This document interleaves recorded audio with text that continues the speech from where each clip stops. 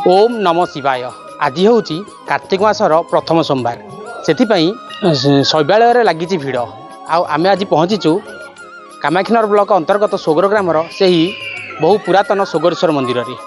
एठी प्राय सकाळ 5टारू प्राय नीतिकांति सब सरी जाइछि।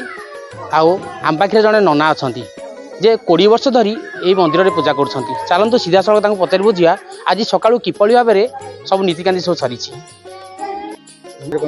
भरतपति कहे आज प्रथम सोमवार कार्तिक मास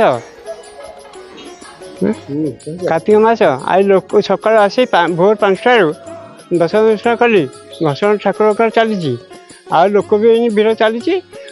बन बिहारी साहू मु सोगर ग्रामर आज कार्तिक मासर जेहेतु पवित्र मास आ का मा बोई पान गुआ थोई से पवित्र मासरे आ का माने आषाढ़ कार्तिक मार्गशीर आउ बैशाख तेणु कार्तिक मास पवित्र मास होइथिबारु आज बहुत भक्त सोगरेश्वर मंदिर रे प्राण भक्त मानकर पूजा पाई बहुत समागम होइछि एवं पाखरे नना अछंती से नना कहउचंती भोर 5टारू आसी ठाकुरଙ୍କ नीतिकांति करिसंती एवं भक्त माने किपरि सुरुखुर रे आसी पूजा पाठ करिवे से विषय रे माने ननांकर बहुत मन अवदान अछि।